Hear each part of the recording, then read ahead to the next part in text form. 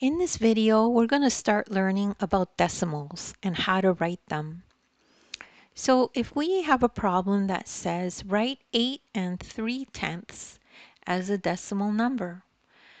So the easiest way to do this is to use a place value chart.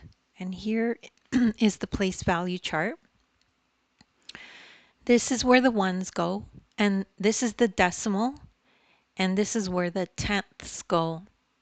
So you could see here we have 3/10 and 8. 8 is a ones, so we know that it goes here. So let's write that in and see how it looks. So we put 8 here.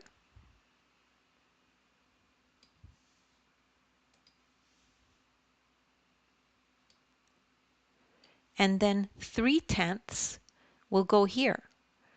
So we'll put 3 here. So the number is 8.3.